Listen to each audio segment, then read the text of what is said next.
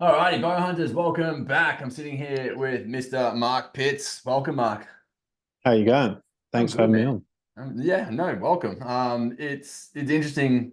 I mean, I've actually followed you for quite some time. But when I got given the gift of the bow, one of the things that came with it was a Marksman quiver, as well as the Marksman finger tabs. And I really love the products, great quality. And I was like, I really should get you on eventually. Like you always were on kind of my hit list anyway. I've always got a hit list going. And then Randy hit me up. He's like, "Man, you should talk with Mark and see if he wants to do a podcast." I'm like, "Yeah, I've been thinking about it actually." So it just kind of it all tied in together. It was good. So it was a good little prompt from him. Men, tell us about before we get into the business side of things. Tell us about kind of your background in bow hunting in general. Like, have you always been a hunter? Did you come to it later in life? What's your story?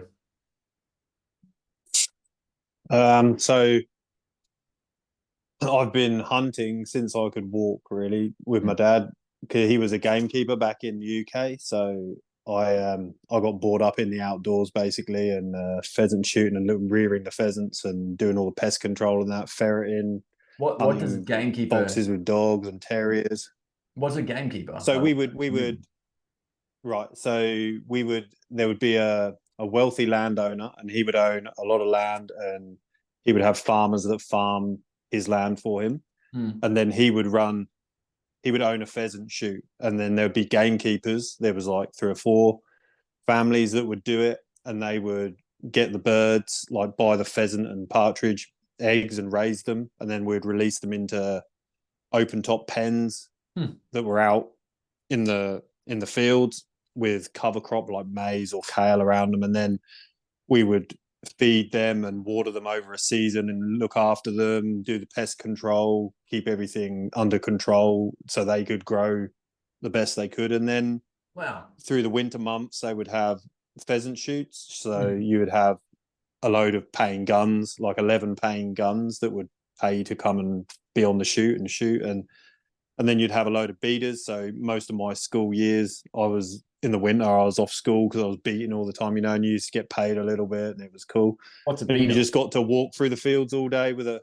So you would have a stick or a flag, and you Yeah. would bring in like big tracts of land, Hmm. like acres and acres, all the way across. And you would, where I live, it's the fen, so it was all flooded once. So there's fields with drainage ditches in between each field, and they would become overgrown, and the wild birds would be in there. So we would push all this land in and all the ditches, and all the birds would fly or run forward back to the cover where we raised them with a pen, and then the Hmm. guns would be off the end and in a big semicircle, and then we'd slowly push through, and the birds would fly off in different amounts and different timing, and they would get their shooting, and we got to do that as well. But yeah, so that's basically, and you would do that in several different places during the day and get 100 pheasants or so. And yeah, and Wow. then everyone would take a brace of pheasants, like a cock and a hen bird, and we would have loads and cut them up and have the meat, and then the carcasses would get taken around for the foxes, like Hmm. a kind of, it's counterproductive, but it's a big circle. We liked hunting the foxes, so once we'd protected the pheasants from them through the summer and spring, we would then take the carcasses in the winter when they were doing it tough and put them out after we've got the meat off them, cut the breasts off them, so we'd still have foxes to hunt. So it's a big circle. It's it's Yeah, it's got to be definitely. maintained like that. That's quite So interesting. And so obviously, that's kind of how I look at things. obviously, like as in regards to the big landowner who has multiple people farming on his land, then has these game wardens essentially helping out with the Yep. process.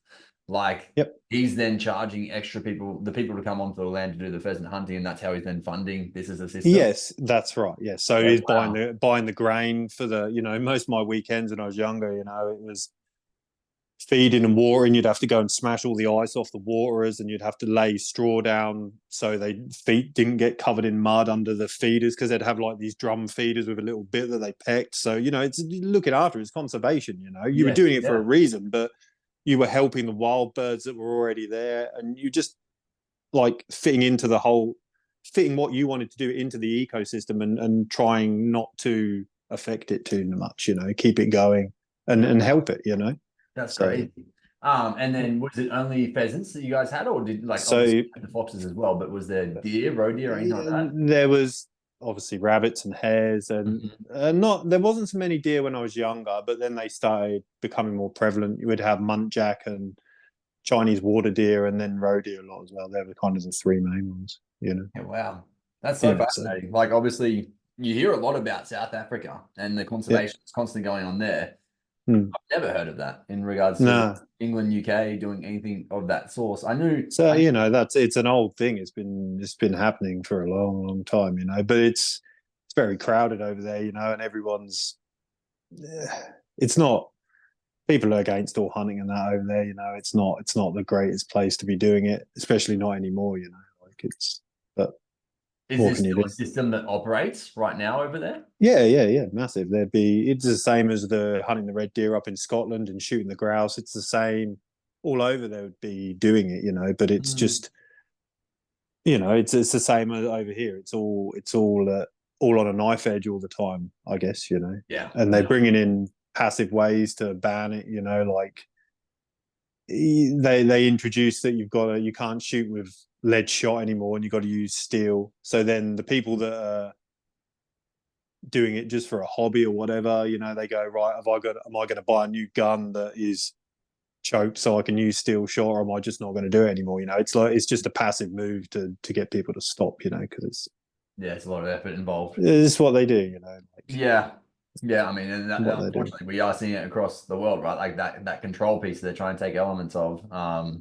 Yeah, I mean, we're seeing a lot of it right here in Australia Yeah, right yeah, now, right? A lot of it is under attack. The thing that's been being posted right now a lot in regards to social media and people having an act, I guess, against it is actually filming chopper shoots going on or finding animals that have been just left to rot, especially yeah. fawns that have lost their parents and they're just being left there, which is really horrible. And the chopper shooting is going on. And then the whole thing is that everyone says that, well, not everyone, the South Australian government is saying that bow hunting is inhumane. But you look at this as a Mm. system, it's like, well, it's not really, there's nothing better about what you're doing. Actually, it's probably No, worse. it's It's worse probably a because lot worse, right? Yeah. you're not utilizing what's there. Oh, Like 100%. That's one of the worst parts of it. you look here, we've got in New South Wales all the state forest system. The system is already there. You Hmm. charge hunters whatever amount a year to go and hunt in a national park, and they'd Yeah. pay it, and then you've got even more revenue. How much? 100%. How many? What do the Greens or any organization like that? How much do they put into the economy? Like hunters do. Yeah. They don't. And even how much do they even get out in the bush? Like You know what? They, it's they charge a lot of money to put wind farms up that don't work, Mark. So no, that's it. it's Exactly. It's all backwards. it is. It's really backwards. It's a shitty system. But It's unfortunate. the problem is because hunters are usually a certain way. We just want to be left alone and do our own thing, that we Yeah. don't make the racket that a small minority of people against it do, and Yeah. they're the ones that get hurt, not us. Like Yeah. that's what it is. I've seen it in England. Like we had massive when they banned fox hunting. They weren't banning fox hunting. They were saying that they were banning hunting with dogs, like where you've got the houndsmen Hmm. and the people on the horses. And really, it was just a class thing anyway. Mm. But that affected everything. It was illegal to kill a rat with a terrier, but that wasn't publicized. It was that far, yet they make all this illegal. And we went to London, did these big peaceful marches. They didn't do nothing. You No. could have had 20 people rioting and they would have got more done than we did, you know, with thousands and thousands of people walking peacefully through London. Mm-hmm. It's just, it doesn't work, like it's And what we do doesn't. the other side of that is if you were to be aggressive and be the yelling You, aggro, you would be exactly what they're saying you are, exactly right. Yeah, So they're pitted against you either way. how do you win? How do you win that one? Like Yeah, it's tough. the And only the only thing, the angle that you have to go, like we were talking about, is yes, we take the meat, and we do. We're not being wasteful. It's a good angle that we want to eat. That you can do what you like, but that's how we want to live our lives, being more self sufficient than you are. I don't want to rely on people. but it's not the only reason I hunt. We shouldn't have to justify why we do what we do. Mm-hmm. If, like I said, it's everyone's ancestors hunted. It's our heritage. If that's every one of us, even the Mm. people that are against it, their families did it at one point. So it is Even the vegans. full, full, full on heritage of your family and your culture and your people. So how can they take that away from you? You know, like Definitely. other minorities get to do it, get to do what they want because, or other people even get to live how they want. As stupid as it is nowadays, Mm-hmm. they're not getting questioned on how No, they want to live their life. So we're exactly. not Why should harming we? Yeah. anyone. Why should we? Yeah. You know, If it's anything, we're it's actually helping the environment, right, with what we do. yeah. I mean, we actually talked about it a little bit before we started the podcast, but you were saying essentially, I think I don't know the extent to this, but in South Australia, are they taking away from the natives as well? Are they trying to get rid of bow hunting for natives as well, or spear tips? Do you know?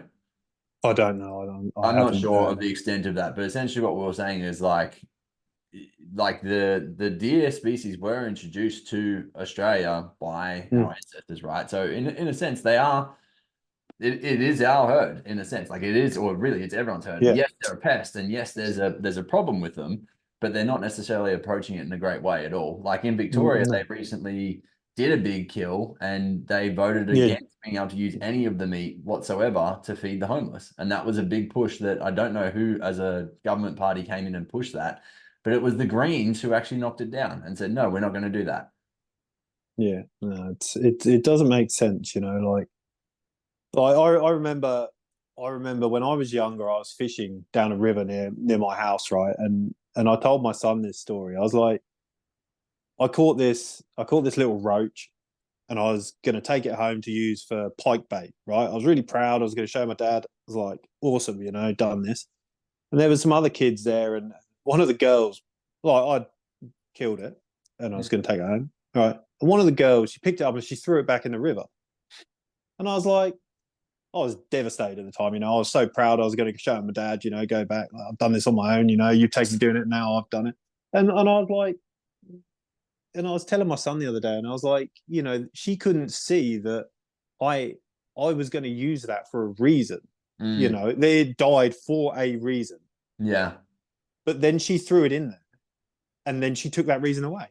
yeah, But for her, she thought that was better. If you know, why did you do that? I'm going to throw it in here because you're cruel. But you're cruel. You've yeah, just killed that exactly. fish for nothing. Yes. You know, and I was trying to highlight to him, you know, what you know, people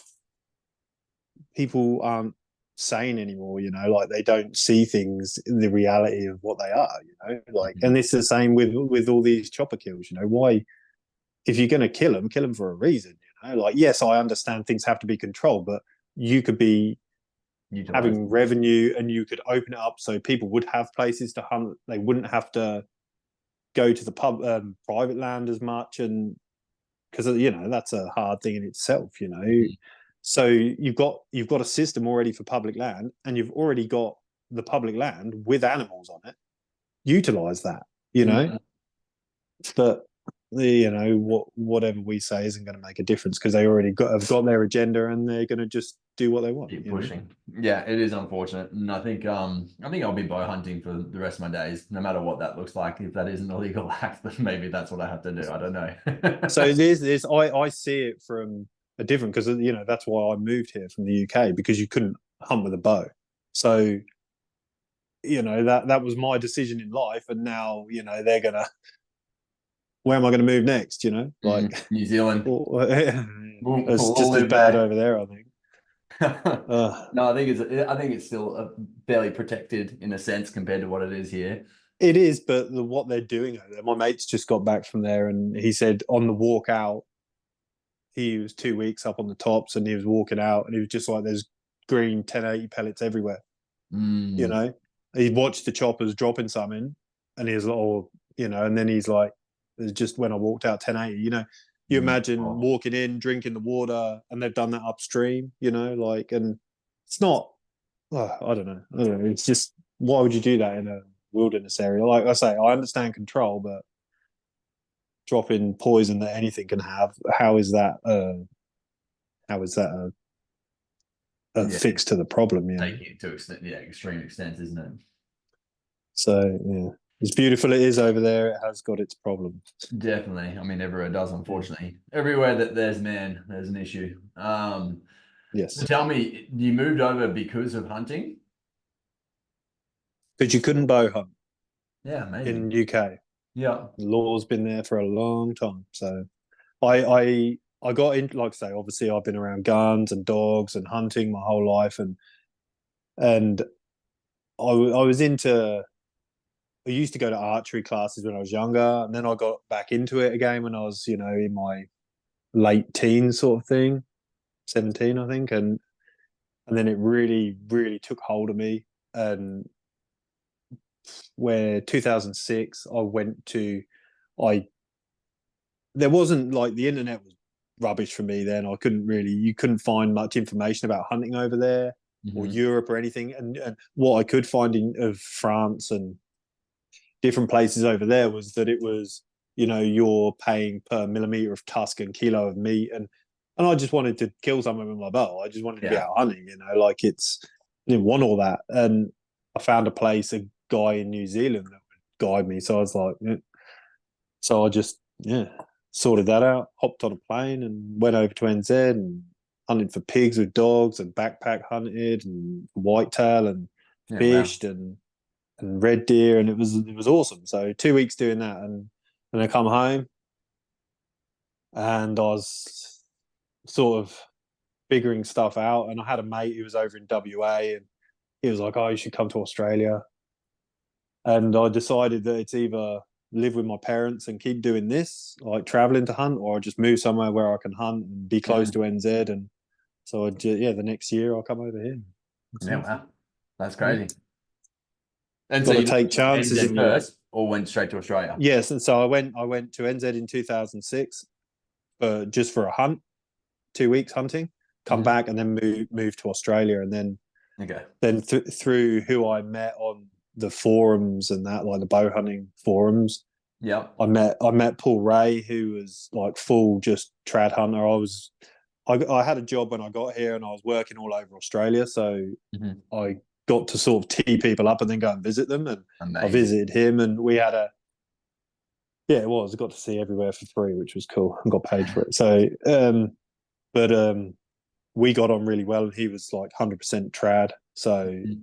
we struck up a friendship there, and then there was other guys on the forums going to NZ, Tony and Doug Stoyanovsky. Like they were the two brothers that were Tony runs Tusk, and Doug was doing the Arrowhead magazine later on, and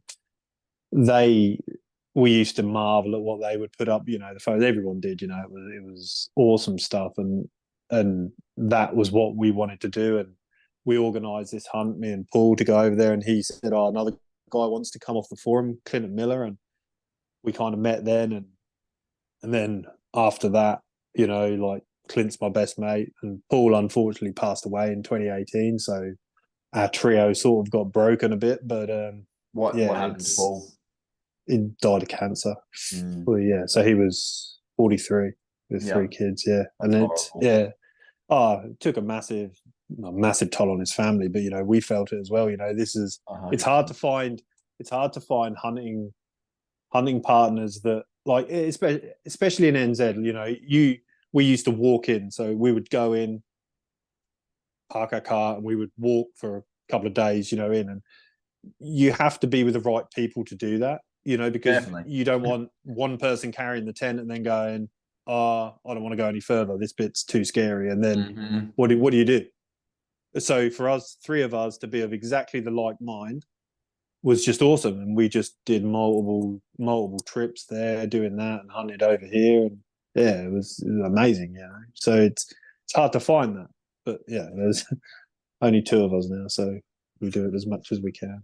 Definitely. Yeah, mindset in Yeah. camp's a big thing, right? Like you don't necessarily want a Negasaurus hanging out with you guys for the trip. It They may change wouldn't the whole make dynamic. Yeah. they wouldn't make it there. No, That's it. exactly. Or like it's or I'm not coming.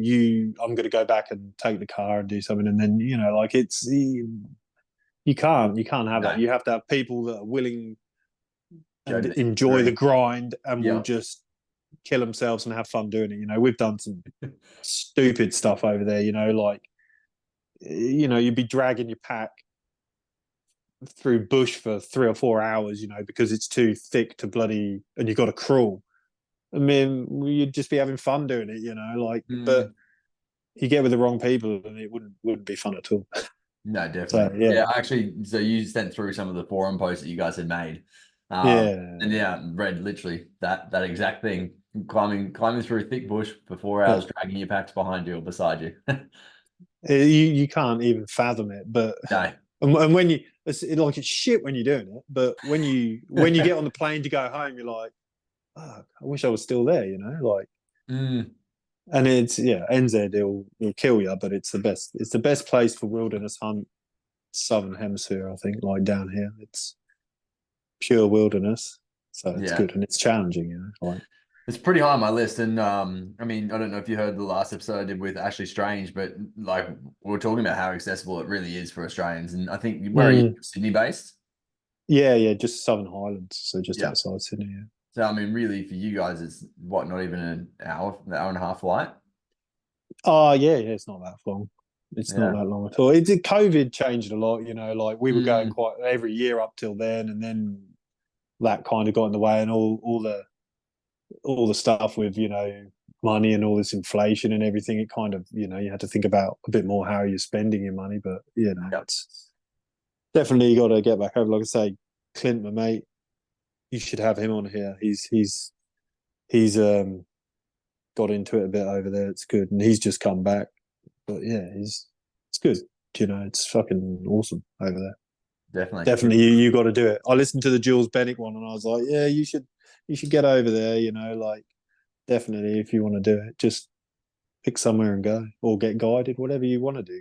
Like chopper in. It's all about what you want out of it. Like Exactly. we wanted it. People would tell us, you're going over with trad bows, and then you're also walking in like, oh, you're stupid. Like, but it's what we want. Anything Exactly. less than, if you go less than that, it's not the achievement that you're looking for. Like you feel like you've taken a shortcut. So I've never killed anything over there, and and I kept going back, and I'll still keep going back. Like, and it's not about just going over killing one thing and saying, oh, I've hunted New Zealand. You've got to. There's so much more than that. It's you got to immerse yourself a bit more in it, I think. Yeah, definitely. I was going to say the ties that you would have to that land now after the amount of time you spent there. It's probably a lot bigger than what many people have over 2 or 3 days, right? After Paul passed away, we walked in and we scattered his ashes Huh. in there and put a plaque on a tree and fired some arrows. It fired some of his arrows into the tree and that. So it's got a lot. He's up there all the time now, and yeah, Yeah. it's good to go and see him. Visit where he's at. And, Yeah, that's amazing. yeah, Whereabouts is that? Like in which that's up town? on the South Island, up one of a good creek there, where we used to cross the river. Like it's right there. It's a good spot. Yeah, that's Nice. amazing. That's really cool and a beautiful tribute to him too, right? Like to go back and visit that over and over again as well. That's it. That's it. We made a booklet and give it to his wife and his kids. Showing all the maps of how to get there and all photos of ours and photos of us scattering his ashes and GPS points so they can look on Google Earth exactly where it is and stuff like that. It's I don't know. Yeah, It's like I say, it's hard to find good hunting buddies, so you've got to cherish the ones you have. definitely. Yeah. Yeah. Whereabouts did Paul live? Like his family and everything? Queensland, just up near. When I first met him, he was near Warwick, but then he was in Narangba, I think. Is that? Mm. Yeah. That's where he was. Yeah. So you actually just don't get to see his family ever really. So hence why the booklets and stuff are such a great idea as well. Yeah, I mean, we haven't visited other than that. Yeah, and I kept in touch with his wife for a long time. I'd ring him 3 or 4 times a week. We'd chat about bow hunting. So Yeah. when he passed away, I was like, I could just stop this, or I could just keep ringing his wife. So I'd just ring her and check up on her 2 or 3 Yeah. times a week. And yeah, I think she'd appreciate it. So Definitely. Yeah. she helped out. And Yeah, I think that's obviously such a big part of it, right? Like I talk to a lot of bow hunters every week. I talk to a lot of my mates, and I don't necessarily have anything to do with their families. No, and I didn't until I'd met them only a couple of times until that happened, and then just become a regular thing talking to them. You don't. Definitely. It's something you don't think about. I Like mean, I it's know their families, right? I know them all. I know everything about them. I just don't know. I just don't talk to them necessarily. It's like I no, talk yeah, to, I'll never. yeah, That's it. Oh, I'd never. Even when I went around there, we'd go and sit in the garage and talk about bows and stuff, and nothing really to do with the other side of it. But yeah, I don't know. It's yeah, it's a different thing when things yeah, like it that is. I happen. think it also shows the depths of bow hunting, right? The stuff that no one really gets to see from the outside. Like I say it a lot, but coming to bow hunting, I've met some of my best mates now. Like I talk to Yeah, that's people it. every single week now. I've got friends all over the country now, which is just incredible because of what bow hunting has kind of come to offer. So yeah, it's pretty Mm. incredible what it can do. And it highlights the fact that life is very short. So get Mm, on with it. Don't yeah, wait. Don't put things off. Just do it. Get on with it because definitely. tomorrow you might not be here. Yeah, 100%. Mm, Yeah, mm. I think I was on a call the other day, a coaching call the other day, and they asked when was the last time you truly felt alive? And for me, it's easy. It's like, hey, well, every time I get to go out in the bush, every time I'm bow hunting, every time I'm spearfishing, I can even Yep. say every time I'm out surfing on the beach with my family. Like I really enjoy that time in nature and everything. And there were so many people on the call that couldn't really say when their last time was. And it made me really think like I feel like that's actually probably more of a common thing that so many people don't find that piece that they really can adore and be themselves and enjoy the native Yeah. like the native part that will bring it out of them as well, the intuitive side of it and what it can do. And yeah, it was pretty interesting to me. It's a bit of a wake up. I was like, fuck, I'm glad that I discovered bow hunting young, but glad that I discovered fun young as well. Like so many people move away from having fun as they get older because we got to pay the bills and we got to do the thing. You got to work for That's the right. man, right? So it's like, yeah, step outside and enjoy it while you can. I think it's down a lot to the distractions nowadays. Like there's 100%. always something to be distracted on. I go to, I don't get on social media. I've got the business one, and I have got a Facebook one. I go on there once a year to thank the people for sending me birthday messages Yeah. because I'll get a business message on there and go to do it, and I'm already scrolling three or four down, and I'm like, no, I Yeah. don't want that shit. I just stay off 100%. it. It's all relevant, it's all directed at you, but it's just useless. Like it's Yeah. all useless. You don't need it. But all these distractions stop you thinking about stuff, like it's you when you're out in the bush, you can yes, there's still distractions, but you in You're turn untapping. like you think about a lot more stuff. Yeah. Like I say, my like when we go to NZ and that, and you come out and you've got to deal with people after 2 weeks of maybe only having contact with one person or two people, blows you away. Like, Yeah. like my mate Clint, he's just said when he got back, he said he went to his son's soccer and he was speaking to people and he was like, "Oh yeah, just been over in NZ and backpacking." And they're like, "Oh, you go back to the car every day?" He's like, "No, 2 weeks on top of the mountain, just the backpack." And they're like, they can't even Can't fathom it. comprehend Yeah. what that is and what that's like and why you would do it. Like it's so detached for people to be away from everything now and Mm, be happy with just themselves. yeah. Yeah. A lot of people don't Uh, spend much time by themselves, right? Strange, eh? I don't know. But even anything like that, you sitting on a log waiting for a deer or in a tree stand, like it's all good time, you don't need anything else there. Mm. Plenty to see and think about. It's But funny. yeah. I often think that when I go on a hunting trip, I'm going to get some really great thinking time for my business. I really don't. No, I'm that so I focused on understand hunting. that. We went to Dartmouth fishing because he's got a big Kafaru teepee, 12 man, and we went down there for 2 weeks, bit of hunting and trout fishing, and I thought the same. I had all these things I wanted to nut out and new designs, and literally didn't think about anything. I just No, thought of firewood, water, fishing, and hunting. That's it. yeah, Didn't need to think exactly. of anything You else. got a And task at food, hand and you just get it done. and that shows you just how big life is now. It doesn't Hmm. need to be that big. We've complicated it so much. Yeah, All these other things that you don't need to worry about. As long as yeah, you're dry and warm and you're fed and got water, not much else, definitely. really. Yeah, But we're all in this nowadays, this modern society. We're bombarded with everything else that we need or don't need. Whichever way you look at it. definitely. Yeah, it's quite fascinating. Like I'll go to business masterminds and stuff, and the one thing that I talk about every time now is the podcast and the bow hunting. Like it's a good avenue in just to talk about bow hunting to everyone. Yep. It gains so much attention. They're like, what do you mean you go out and you hunt your own meat? And they're like, everyone's really for it, or if they're not for it, they're at least interested in the process of how it works. Mm. And it's just very interesting because, like we said before, so many people are just so stuck in just doing the work rather than getting outside and enjoying the life side of life as well. So yeah, very interesting Yep. stuff. Yep. But yeah, that's Well, actually gained me. unfortunately, we're all trapped. Yeah, but yeah, it's gained me a lot of great network just from talking about bow hunting, which is bizarre, right? Who would have thought? Yeah, it's good. Mm, No, it's what you're doing is good because you're opening people's eyes. They would have never if you're not exposed. This is what my dad always says. Everyone has got hunting in them. It's just they're not exposed to it. You know, definitely. Yeah. you take anyone is going to get you know the killing bit now is so foreign to people because someone else will do it for them, right? But Yeah. So removed. the chase is still there.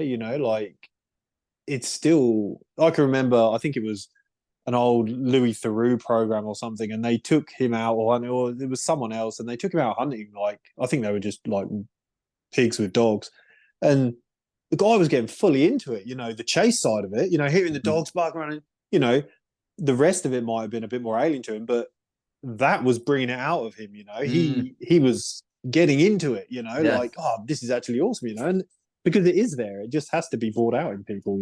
But definitely. it's how we do it, I guess. There's people that are going to do it the right way, and there's also people that are going to do it the wrong way.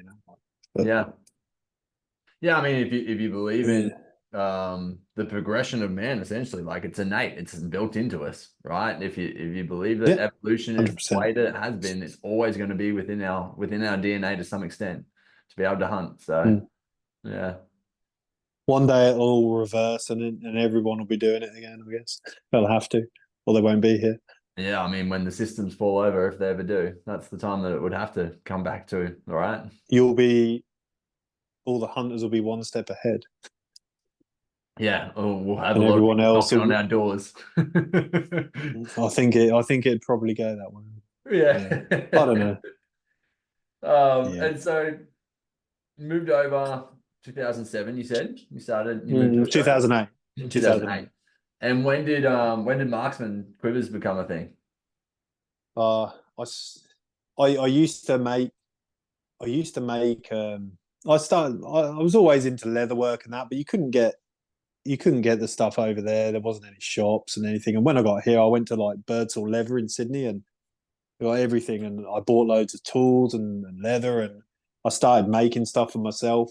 And then I started selling a few things on the forums and that, and it kind of just went from there. And I didn't like what bow quivers were made, like other ones. I didn't really like the way they were, so I was like, oh, I'll make my own, and did that, and then had some interest in that, and sort of started tweaking things, and then sort of released it, and it's come a long way. But yeah, the first ones are pretty rough for sure. Doing a lot myself as much as I could, and just taking it. It was still a hobby then, really, and yeah, just got that going, and a few people were interested in it. So yeah, I started doing it, and that was about 2009, 2010. Really, it Mm, sort of started going, and then it became I was doing a lot, but I was doing it while traveling, working around. I'd take a load of leather hoods in my suitcase, and I'd sit in the hotel room at night and sew them all up and stuff. yeah. But it it was always hard for me because I wanted to be doing that. Yeah, I had to be doing something else. So and I was Yeah. building a website on the work laptop. Nights instead of going out to the pub, I'd just have my per diem of $20 and buy some noodles and then just sit doing that all the time. And I'd be like working night outages and then get up in the morning, and do it. And yeah, it was cool, like, but it it kind of it's hard when you start a business as someone who's creative because you've got that side of it dialed, but the business side, I was flailing in the dark for Yeah. years and years. You know, like I was trying to copy other people what they're doing and just trying to get all these pieces off the internet and piece them together from different people, even the same people, but it wasn't cohesive, you know, like it Yeah. was there was bits missing of the puzzle. And I worked for Tusk for a while, you know, with Tony doing all the shows and stuff, and that was good, you know, that opened my eyes a bit more, and I got to network with a lot of people at the shows and stuff, and that's where I met a lot of people, you know, as well, doing that, you know, Yeah. selling them the clothing and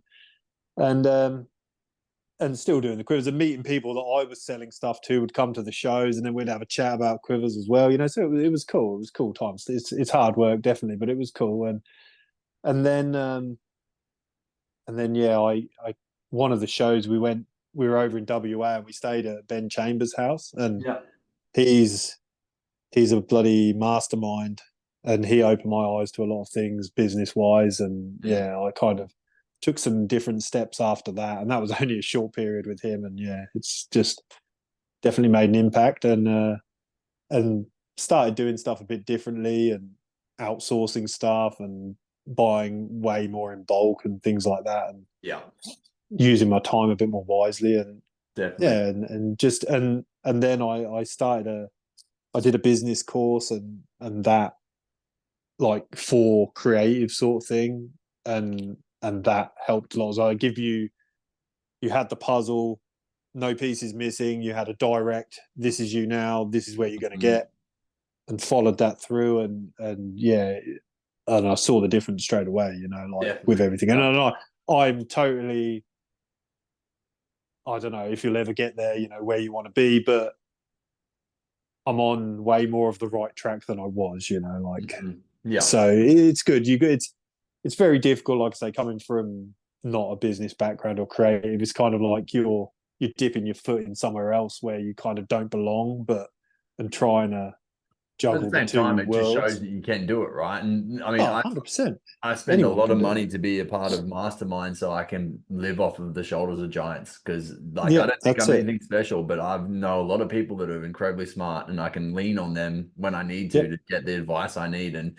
I've built a great network that helps me out with my business a lot, which is awesome. And But same that's what thing, this was about as well. This yeah. course, you know, you had a forum, you got full access to the person running it, who was Mhm. legit. You know, she'd made a lot of money doing stuff and had these businesses she was running, and you know, it's a massive step. You know, I'm going to spend. I think it was like $1,500 at the time. You know, and I was like, you know, this to me it was a lot then. You Lot, yeah, know, yeah, at the time, yeah. and you're like, but it's the best money you ever spent. You know, like it to get that clear path, and it was just, yeah, and then be willing, but you have to be willing. I was on my second website already, and Yeah. I was building one with WooCommerce, and obviously, again, I can sew leather, but I'm not a bloody computer programmer, Yeah, not legit, yeah. not code literate, and I was trying to do this, and I was just like, nah.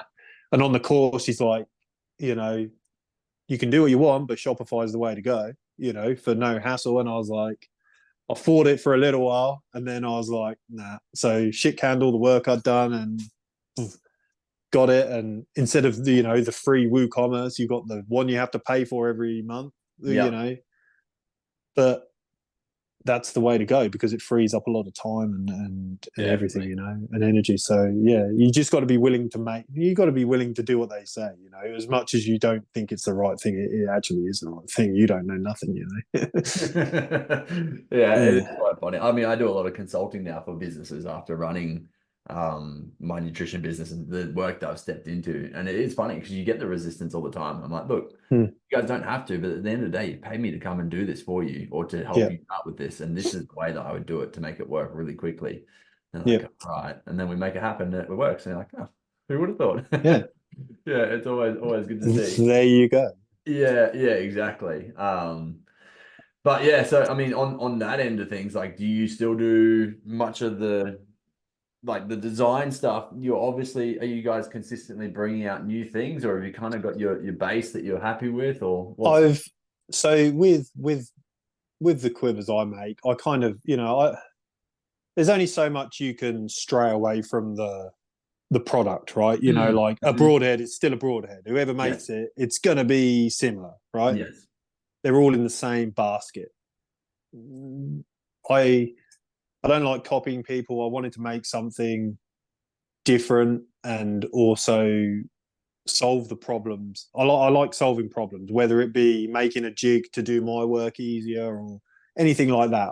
Yeah. Like that side of it, the problem solving.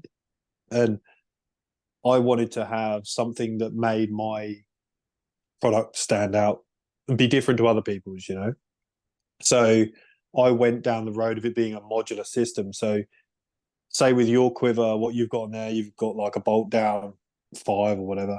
If you wanted to have a 6 arrow, you could just unscrew it and put a new hood and a new gripper on there. Yeah.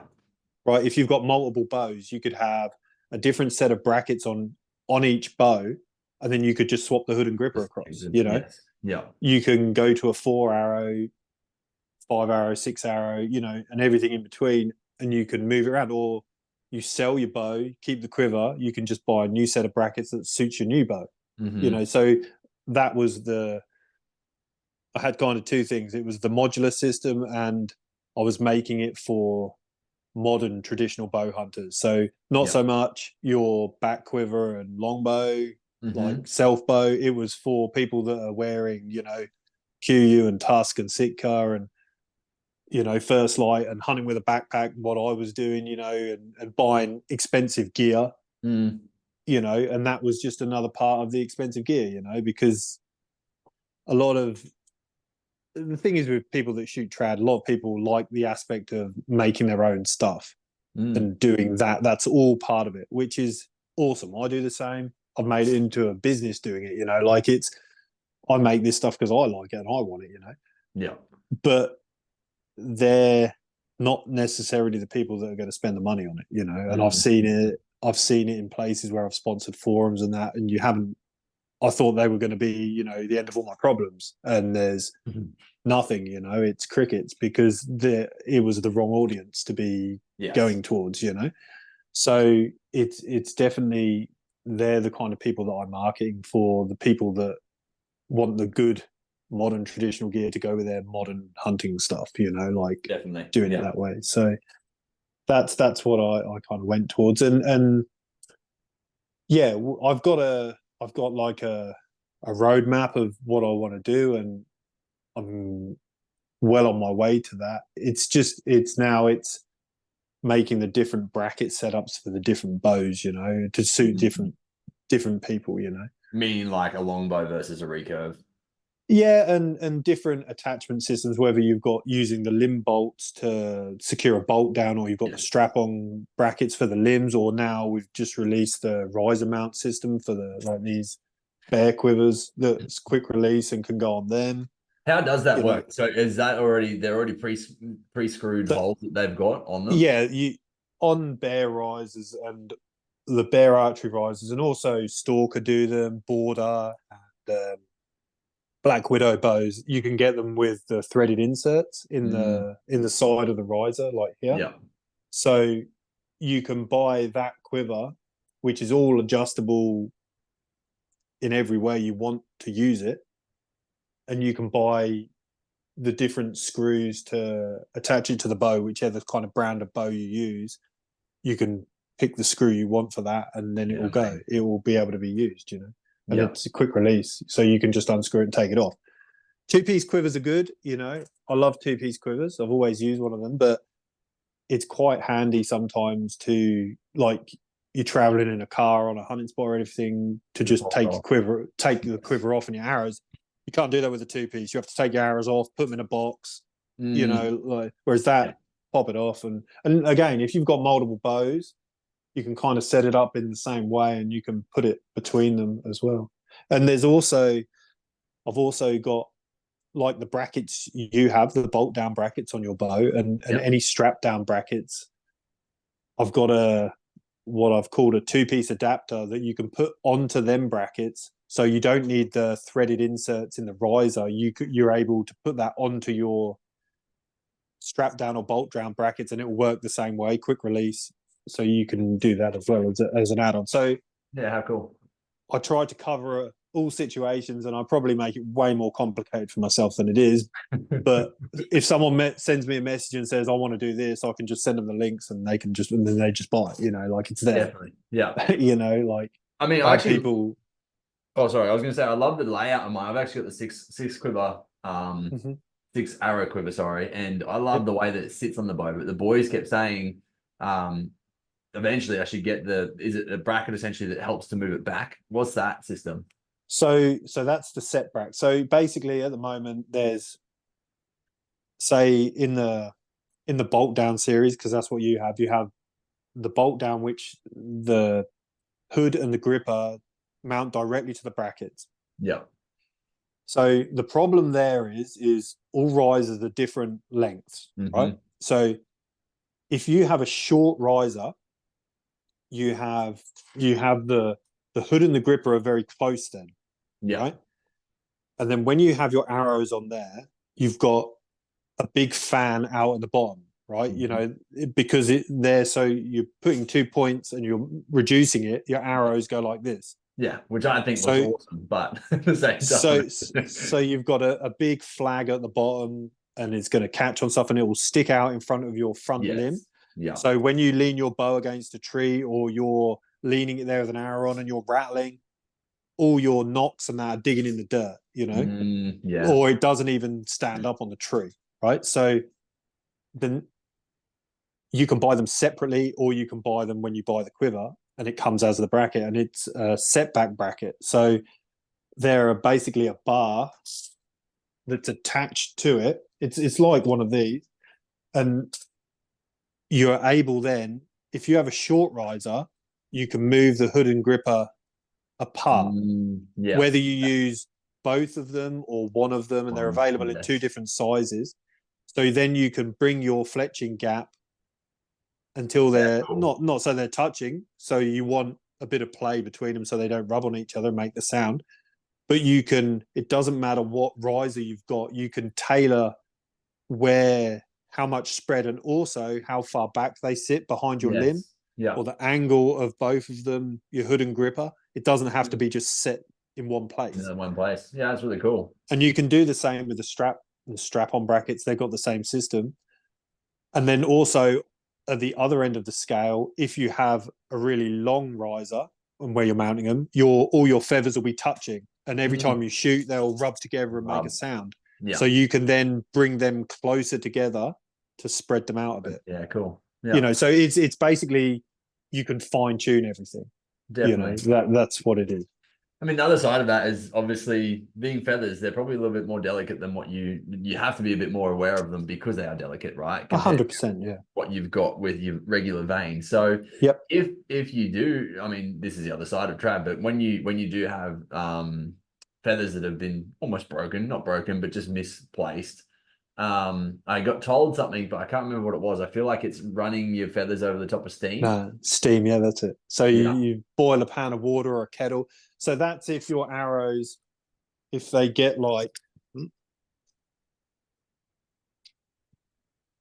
if they get like that, broken up a little bit in the feather, essentially, to explain it to the listeners. Yeah. So if you've got this stuff, if they're separated, and they kind of, sometimes they go back, sometimes missing bits out of this one, and especially if they've been wet already, they'll all lay down. But what you can do then is, if you steam them, they'll all come back to stick to each other, because they're like little V's each one, and they nestle into the next one, so that steam will sort that out, But another thing, that's how to look after them when they're done. But once you've shot them through a critter, usually they're all bloodied up, and you can wash them off and that, but you might as well just peel them off and start again, like they get pretty trashed. That was actually my next question. Yeah. So for a long time now, I've been using fletching tape. So it's controversial. Used to glue them. When I used to glue them when I was at home back in England, my mum used to hate it. I used to do it on the dining room table, and it would stink, like she'd be like, "Get outside, I don't want this." What were you using? Some sort of strong arrow dart or something? No, I used it was boning fletching glue, but it's just like nail polish remover, it stinks. Yeah. So I started using fletching tape, which is just like a double-sided 3mm tape. And Yeah. you can, like, when you use a fletching jig and you fletch an arrow with glue, to do 12 arrows takes bloody ages. You got to wait till each one sets and then turn it. Fletching glue, you can literally, fletching tape, you can literally put it straight on and then move on to the next one, straight away, push it on, move on. You can do 12 hours in 20 minutes, half an hour, Yeah. And then all you do is you put a daub of super glue or any fletching glue at the front and the back, because you don't want that piece. If you don't do that, that can get caught under it, whether it be your hand or anything. You don't want the quill of that sticking in you, so just stops it lifting up. But when you fired them for a critter or whatever, you can literally just pop them and peel them off, and then you just put another one straight on there, Whereas glue, you'll try to scrape it off, and it's a pain and a mess, So, and what about they've got wraps on them? Those yeah, arrows? these have, So I do. They seem to always stick better to the wraps than straight onto the carbon shaft. It depends what finish on the shaft, but these Carbon Express ones, I always use the you don't wraps. see many trad setups with wraps, really. Yes and no. A lot of it came from when you make wood arrows. A lot of people crest them. They'll do that portion of the arrow painted, or something dipped, and then to give it more color to see and everything. So, but with carbons, it sort of come from that. You just stick a wrap on, and it's just better, And sometimes when you're scraping that off, it will scrape that off, but it won't mess up the shaft, and seems to stick better. Even if you're using glue, sticking to wraps seems to stick better than straight onto the shafts. Yeah, very interesting. And then on the bow front, like you've got a fair few there. Which is the newest? Which is the favorite? So I had a lot of trouble with custom bows. I had two bows blow up. One was a few days into a NZ trip, walked in, and I just stalked a tar, come back to camp, and we shot at a tussock, and bottom limb let go. So I trained for 3 months, spent all this money, gone over there, and so wasn't very happy about that. I can imagine. And so that happened. Then I wanted the similar design, so I went with another company that was using the same sort of patent of what they were doing, and that turned into a shit fight. Like they're trying to talk me down to a different weight bow straight away. I was shooting a 62-pound bow, and they're straight away, "Oh, you don't need that. You don't need that." And I was like, "Well, I do. That's what I want." Yeah. And I ended up getting it, and it took ages. And they would always have sales for limbs, this company, and afterwards me and my mate were talking about it, and we sort of figured out why. It's because they couldn't ever hit the weight of the limbs they were selling, so they just had probably a shed full of limbs, So eventually they got what I wanted, and I got that bow. And then again, I was shooting, it was in the rut, and in the fallow rut, and I was shooting like the Reinhardt 18-in-1, only from like 15, 20 meters. I was hitting it, and then suddenly I'd shoot 2 feet to the left or right or whatever, and like miss it completely. And my mate straight away like looked at me and he's like, "Fucking, what's going on there?" And I was like, "Don't know." And I kind of had another few shots, and then sort of it was all right again. And so I went out for a hunt. I didn't shoot anything. Come back, and I was just it was already bugging you. Yeah, something was wrong, and I had another shot, and that was the top limb broke, and stuffed the knock of the arrow, like it landed like 25 mil under my eye, like cut me there, and I was blood running down my face, and I was like, fuck, that was close, Yeah. And they didn't want a bar of it. The first thing they say is, "Oh, Australia's too hot. You must have left it in the car or something." It's like, I didn't do any of that, And when the other one broke, it was, I was in New Zealand. I must have been too cold, and all right, whatever. I know. It's hard when things break, because sometimes I have failures, but it's you've got to have a good warranty in place, and just replace it. It's not worth the trouble, No. it's you might as well keep people happy, you know. You go above and beyond, and then everyone's happy, you know. And it doesn't. What's it, you know? I lose money, but everyone's happy. I want people to be. I I want people to love this stuff as much as I do, and I don't want anyone to have shit products or shit anything. I want to do the best I can, and sometimes I have to pull myself up, you know, like because I just want to. Oh yeah, that's failed. I'll just give you all this, you know, like I'll sort it out. And you've got to remember I'm running a business sometimes, Yeah, you know, like it's hard. yeah. It's really hard. But yeah, and they weren't really too forthcoming, and I've still got them bow. And they made me some new limbs, and that took ages because they couldn't get the weight right. And then, yeah. And I just use it to take photos now, that's all. Yeah. But after that, you know, I don't know if you've heard of Fred Bear. Like Who?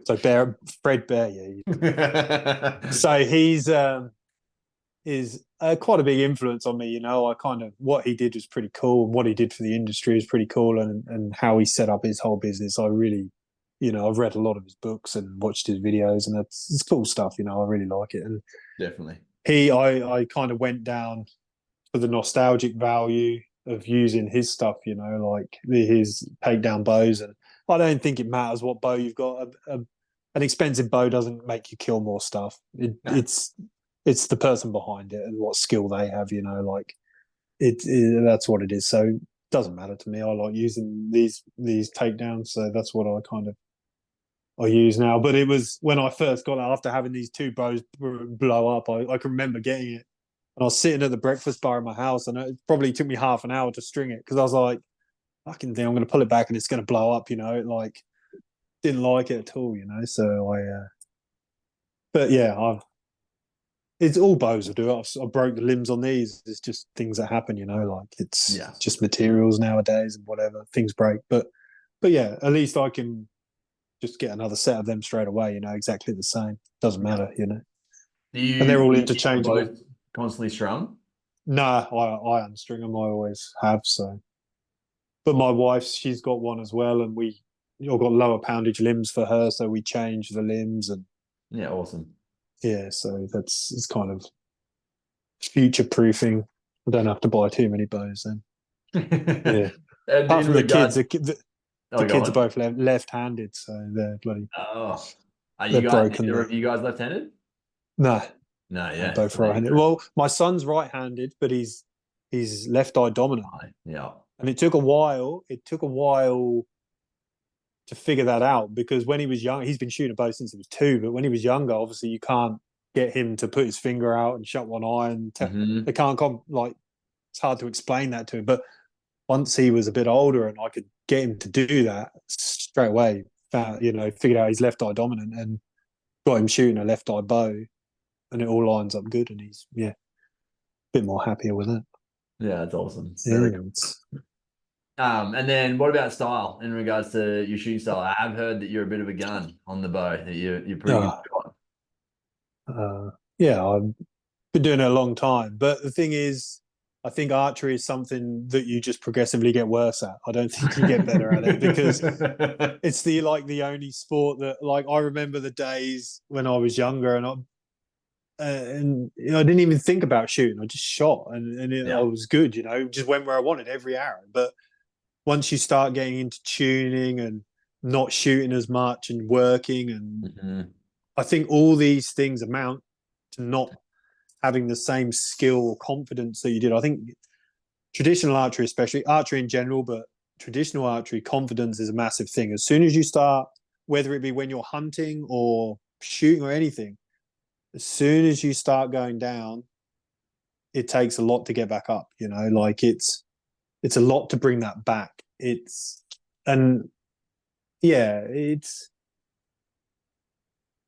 I shoot all right, but I always remember days when I shot better. So it's kind of that's always in my mind, you know, like, why can't I shoot like I used to? But yeah, it's practice. And I shoot, I shoot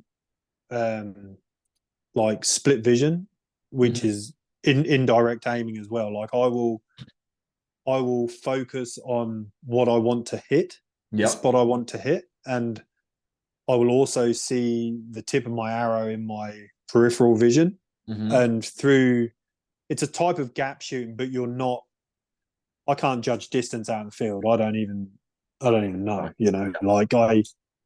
but through practicing, and it's more like feel, I know that at whatever range that is, my brain will put the arrow where it needs to be. So obviously, if you're close, it will move the arrow further away from the spot I want to hit. Yeah. And if I'm further away, then it will bring the arrow more up. And that's where you get to what's called your point on. Yes. So when you're looking at what you want to hit and your arrow tip is on that point, you should have a specific distance. Now, I know that distance, but I never reference it at all because I don't use a rangefinder or anything. I can't say, oh, that's my point on, I'll shoot there. It's all kind of anchor and then move. You've got to trust your brain, because a lot of the times I've moved it and then I've missed by that amount. Like it's hard. But in other times I've shot stuff like the rooster I shot there. I can remember consciously thinking a bit higher, and I smoked him.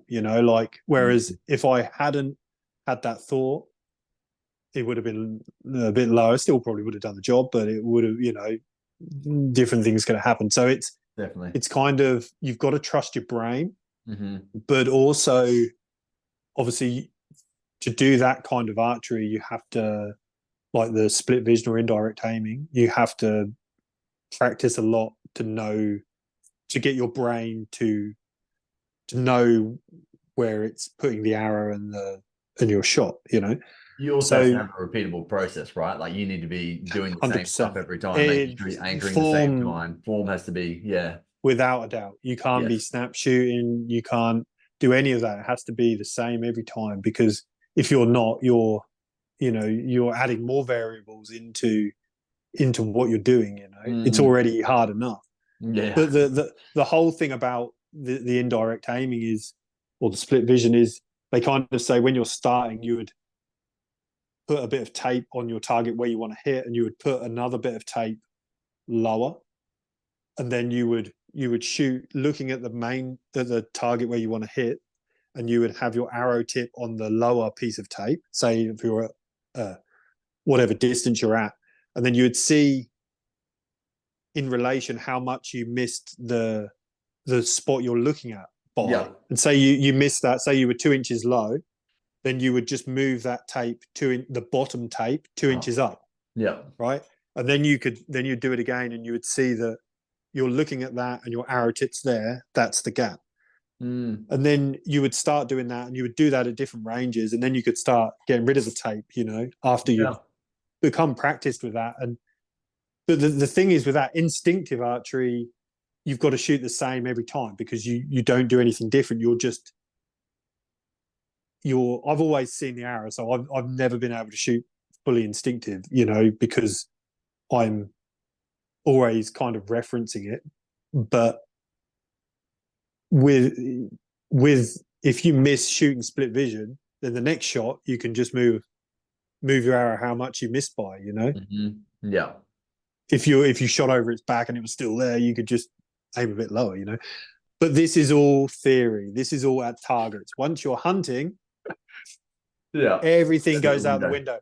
I shoot stuff and I rush, and I'm like, I didn't even see the arrow. I didn't even see anything. I just shot, And for me, it's always the fear, or not the fear, but I always think it's going to go. They're going to run away now. So you rush, and then you think, man, they probably would have stood there for probably 5 minutes. They didn't know. Why didn't I just let it? Yeah, exactly. Yeah. But you just rush, and I guess this is where all these programs now come in about you doing stuff. But even repeating these systems, you can't do that on a fallow that's running in and it takes 3 seconds and the whole episode's over. It's come and gone.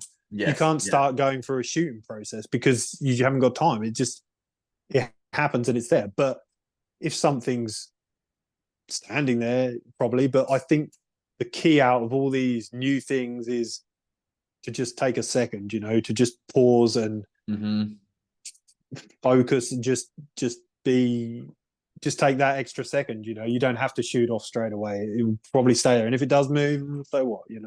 But when you're not seeing game all the time and your block hasn't got many animals on it, or you're hunting public land, every opportunity counts. You have to make the most of them. But I think the other side of that is also the more you practice, the more you are going to be accustomed and ready for whatever does happen. Like if you're practicing close, you're practicing far, you're practicing midway between, and you're using that system that you're talking about, the split vision system, and over certain distances exactly what you're going to have to do. That pays a lot of dividends when it comes to an animal being right there in front of you. And this is, Howard Hill shot like this, and he was, back in the day, he was the best archer there was. Like he'd smoke everything. Well, what you saw, what's in his books and stuff, but it's just the way he did it. But he could do some pretty crazy shooting, so it made sense to me. I always used to shoot like that, and he shoots with a spring draw, so he would shoot a lot of moving game, and he would always like bring his bow up and shoot. But as soon as you start hunting deer over here, you realize that you can't do that. You have to have your bow in front of you, and that's the only movement you might get to do. Yeah. It's crazy. Definitely. You've already referenced a few different books so far. Is there any that you'd recommend for anyone looking to get into Tradbow a little bit that wants to have a read? I've got a big bookshelf there, so I'm just looking at it. So it depends what you want. If you want adventure, like Fred Bear's, his field notes is good, and his biographies for him are good. And then there's Bows on the Little Delta by Glenn St. Charles. That's another massive adventure one for them. But there's the traditional by TJ Comrades, the traditional Bowhunter's Handbook is a really good one. That covers a lot of everything, subjects from making bowstrings to the gear you need. Obviously, it's an all American based, but it's got a lot in there. And I don't know what else. I've got a really old book I bought in England because there was, like I say, there was nothing back then, and I found a book at a bookshop or a game fair and a hunting show, and I bought it. It was like Jim Doherty's Guide to Bow Hunting Deer, and the pages are all tea stained, sepia color, and it's really old, but it's the knowledge you need, cut on contact broadheads, all this stuff, and that's served me quite well, over the years. Yeah, cool. It's good. It's good to read. Yeah, it's funny. It's something that I haven't delved into at all, is any of the bow hunting books in general. I don't have a lot of spare time. Like that's just the reality of it. The spare time that I have, I put into the podcast, or I'm with my family. It's kind of. And any books you're reading are books that are going to help you sort out problems you're in at the moment. Exactly. Yeah. It is something. But I think you have to take some time. Yeah, you have to take some time, I think, to go over it. But it depends what you want. For me, there's a lot of inspiration, there. Like but there's learning as well. It depends what stage you're at. I've been shooting at both bloody. Fuck, I don't know now.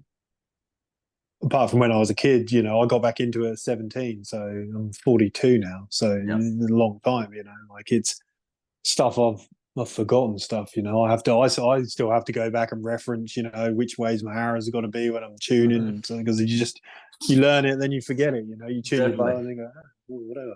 It's almost every time I retune a bow, I'm like, which way do I follow? I'm like, that's it. Do I run away? I can't remember. And with a trad bow, it's even bloody worse, because as soon as you start shooting, and then they're going good, and then they start going worse, and you start adjusting stuff, but it's not, the bow's still the same. It's you that's getting fatigued. Like you've only got a finite amount of shots that you can tune in, otherwise you're tired again. Like you said earlier about the repeatability of form. It's such a big thing because this is why I made my tabs. So you got one of my tabs. So this is why I made my tabs like I do, because like when I anchor, I always used to shoot. I used to shoot a glove, and then from being over NZ and climbing, you couldn't get your fingers with a big lever a bit over your finger. You couldn't get it in finger holes in rocks and that to climb up. And then you couldn't get stuff out your pocket. You couldn't focus your binoculars, couldn't do any of this. And I was like, and as soon as you shot a goat or something and you skinned it and didn't take your glove off, it's all sweaty and covered in goat stink and blood, and you bring it up at your face like that. So, but the thing is that always was on my mind that you want a smooth release, and the gloves get grooved out. Like whatever material you use, they get a groove in them, and then you're getting that. It's not a smooth release really, and then they wear out and they're shit. So I started shooting a 300 tab because I used to shoot split finger with a glove, and you've got more control split finger, but I think you can tend to, you're applying pressure to the arrow. You can pinch and torque the string and the arrow and change stuff.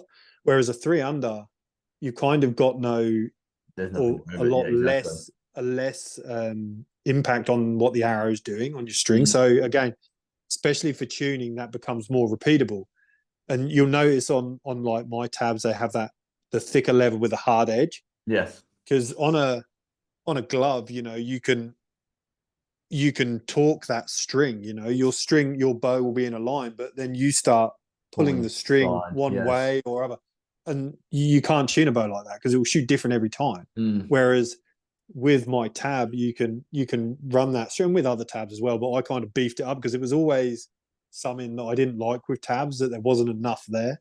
So you can run that string down that edge and it's the same every time, No way. I haven't even been doing it like that. That's hilarious. So, and so they're also cut to what's called a shallow grip. So you don't want a shallow hook. So you don't want to be gripping the string.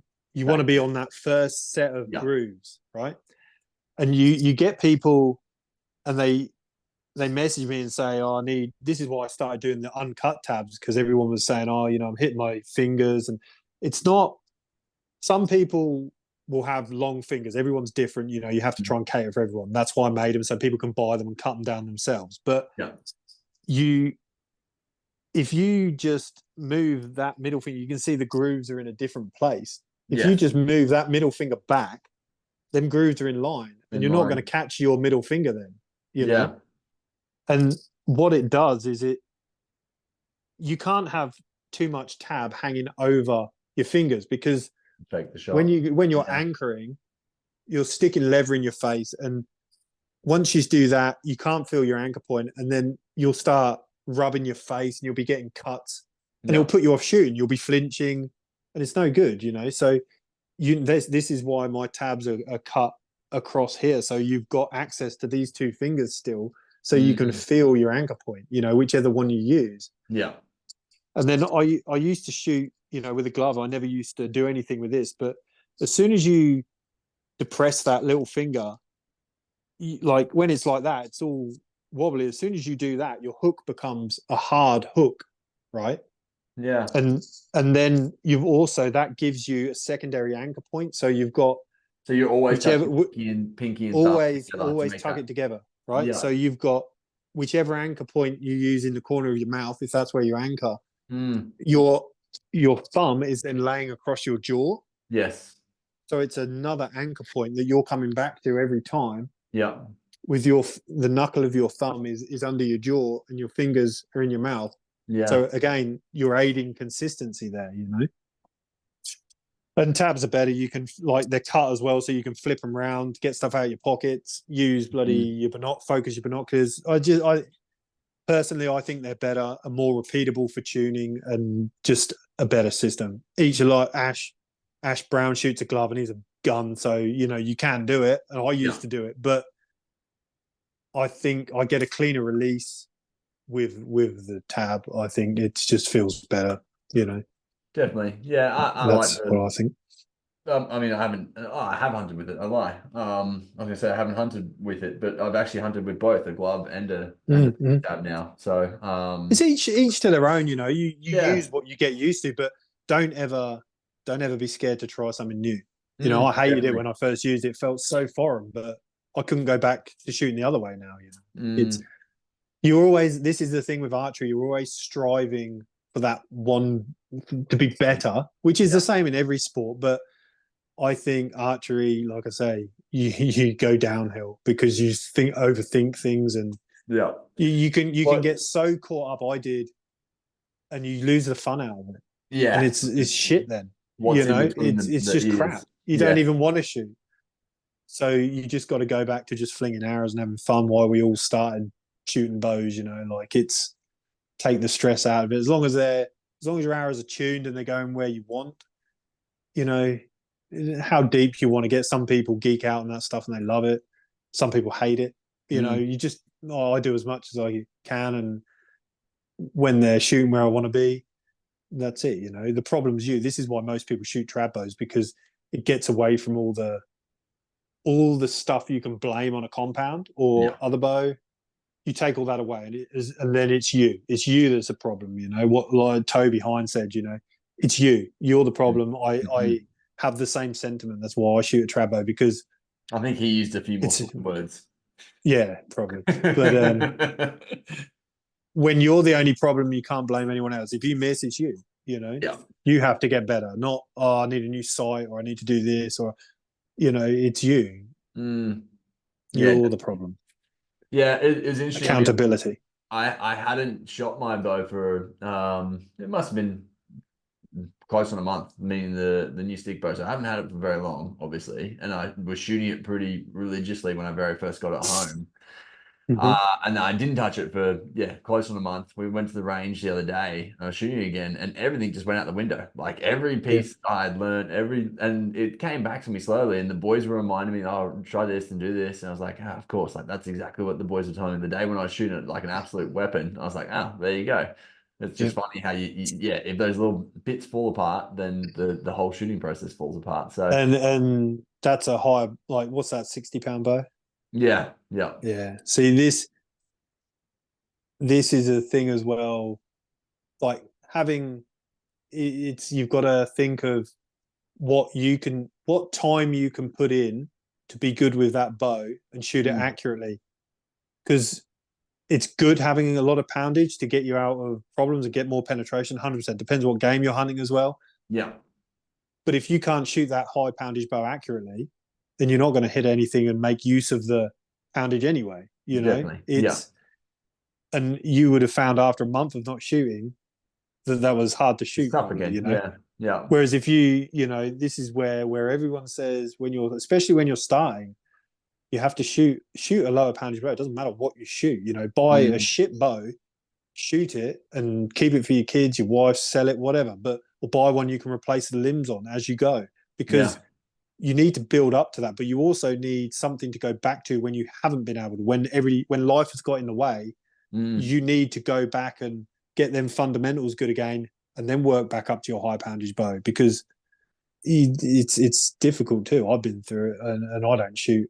I shoot like 56 pounds the most I shoot now. yeah. But I feel that if I haven't, I go back to my 50-pound one, and shoot that for a while and then go to it, because I just Well, haven't got the I've still time to got put the into it. old sage hammock in the shed, so I could always get it Perfect. out and You do just break maybe that, lighter shots. Yeah, exactly. use that as a rep bow in between shooting your other one. It keeps you supple, keeps your muscle memory the same, and it gives you more like you're aware of all these Joel Turner courses and that. Hmm. You try doing his program with a high poundage bow. Yeah, you blow yourself out. You're like this, Mm, trying to go through all these steps in your head. You can't do yeah, it. It's yeah. too much. And then you start collapsing, and then your shots Hmm. don't go where they want to, and everything. So you need a lighter poundage bow to get the steps you need in your head if you're going to go using them systems, because you just can't do it otherwise. The Yanks, Mm. they shoot a lot of lighter poundage bows, so it's easier for them. Whereas over here, it seems, always has, people like shooting high poundage bows for whatever reason. Yeah, Yeah, that's it. exactly. It's a status thing, but Yeah. it doesn't do you any good. I think it does more harm than good, unless you can keep on it all the time. You know, Australians aren't egotistical. What do you mean? no, that's right. Yeah, you got to know when to draw the line and go. Eh, I'll shoot a bit less poundage. I'll be called a Yeah. pussy, but I'll be able to hit what I want. As long as you got enough poundage to cope with what you're hunting, then yeah, it's good. Yeah. It's good to keep. But each to their own, it's an individual sport. You don't have to do it taking notice of what everyone else is saying. If you're a gun, you keep doing what you're doing, don't change anything. But don't be scared either to change stuff. No, exactly. How often do you actually get to shoot your bows? So I get to shoot them a lot, but whether I do or not, it's not. I try to get on it. I have spouts, I'll go out and shoot them a lot and have fun doing it. And then I'll be here making quivers for people so they can shoot their bows and I won't go and shoot mine, But Definitely. it's, I don't know. I try to shoot them every couple of weeks now, I guess. But sometimes I through the rut, I was shooting them a lot and going out a lot and, shooting at shit while I was walking around practicing. But after that, I come back, had all these orders to do, and it's kind of been knocked on the head a bit. But I'll get out. My wife actually said we should get the bows out tomorrow, so I might do that.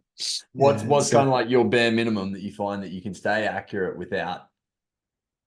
Like I said, I've been doing a lot.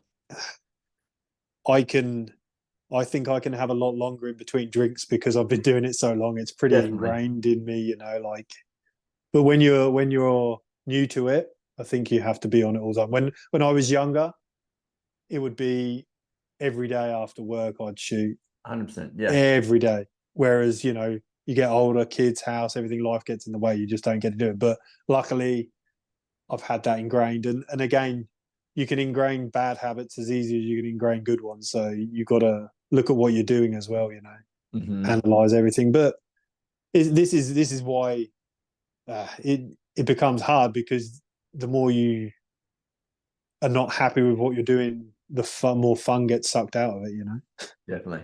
You need to get balloons out with the kids and shoot them on your target and do stuff like that, and it's a confidence thing, especially when you're hunting, you miss a few critters and it's hard to come back from that, because you get to the point of like, I don't want to shoot because I don't want to wound something or miss it. But then you'll kill something and it'll be a good shot and you'll be back up again, Yeah. And it all depends, like I say, if you're only hunting state forests, you can be in a slump for a long time because you don't see any game. Whereas if you can go, I'll just walk 100 meters and I'll have something else to shoot at. Yeah. Then you're back on again, Exactly. It all depends on the situations you have to hunt in, if that's what you're doing, Shooting targets is a bit different, but it's a mental game, What is it? 20% physical, 80% mental, same as most things, You've got to be in the right headspace, But yeah, practice and have fun. That's all you've got to do, do that. And just work on a few things. If you're not happy, something's happening, do some research and find a different way of doing stuff, Definitely. Yeah, I went out, I had a pretty frustrating day the other day and I went outside and I was shooting my bow, the longbow, and just wasn't focusing at all on what I was doing. Then missed the target, hit the kid's trampoline, smacked into the metal, bang, arrow gone. I was like, fuck. Yeah. I'm like, oh, well, won't do that again. Like, start to focus. Literally went straight back to the exact same thought process. Shot, poof, second arrow blown. I'm like, okay, like, take the sign. Let's go. Better put it down for a little while. Yeah, that's it. Yeah. But yeah, it just, I don't know. I've always found archery to be quite the meditative process, and it quickly shows if you're not doing it right. Like if you're thinking about other things and you're in your head too much and you're not focusing, it will show you every single time. It does clear the noise a lot. Yeah. It is therapeutic, and it's fun. And you'd know the difference now, when your compound's tuned, you go out and shoot 3 hours and cut your fletchings off. You go, that's it. Whereas with a trad bow, it's always, just one more, just one more, and I'll get that group. All the arrows will be there. And you're ending up an hour later, and it's getting dark, and you're still, having fun, and that's what it's about. And that's what's good about trad bows. You'll never ever master it to probably not to even the point that you can shoot with a compound. So there's always something else to keep going, which is good. It's good driving force, wanting to get better. Yeah. It's good. So tell us about some of the hunts you've been on. What's been some of your favorites?